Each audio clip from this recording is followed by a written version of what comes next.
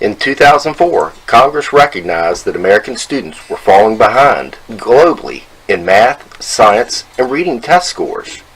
In order to raise the bar, the No Child Left Behind Act was implemented and the standards of learning were enforced across the country. The answer to this simple problem was to enforce additional testing requirements on students, teachers, staff, and schools. For 14 years under these regulations, there have been dire consequences. Students were judged solely by their ability to test. Gifted teachers learned to teach to the test. Administrators were put under funding pressure if students' scores did not raise. In some cases, mass firings of teachers, and even schools were forced to close their doors. They were taken to the gallows pole. Prior to the rigorous testing, many students chose to create with their hands.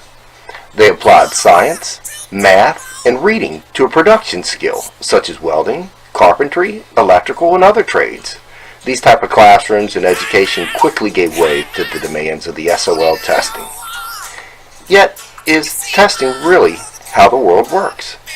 Thomas Edison also focused math and science to invention of useful items such as the light bulb. He had a creative space, much like the shop classes of old. Essentially, he had a maker space that allowed for failure and eventual success. SOLs do not allow for failure. In order for our students to succeed and be leaders and innovators in this global economy, perhaps Edison's model of experimentation and production should be re-emphasized. Even higher institutions of learning, such as MIT, require applicants not only show test scores, but they must show what they can produce. Can the SOLs and the human instinct to create be bridged? Introducing the Maker Revolution. This is a global group of creators that share their ideas, solve problems, apply math and science, and create. The public maker fairs are being birthed around the world as the demand for invention continues. Can this be incorporated back into the school systems of America, or have we gone too far with the testing? Many schools are learning to teach our kids how to approach problems and solve them. These areas are called maker spaces. Programming languages, design ideas, computers, and 3D printers are bringing back the imagination of students and teachers alike by using some of the knowledge that the kids are already tested on. As students approach the workforce, they're going to need to learn how to cooperate, imagine, problem solve, and communicate across diverse groups of people in order to achieve a desired result or goal. Testing alone does not teach these invaluable life skills.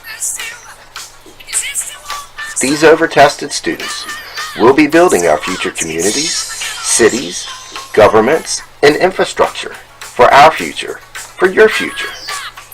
Perhaps the future of education, standardized testing, and integration of engineering-type makerspaces should be evaluated from the teachers' and students' point of view.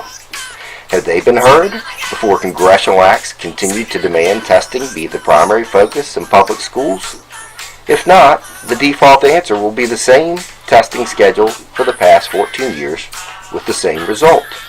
American students cannot break the top 10 in math, science, and reading scores.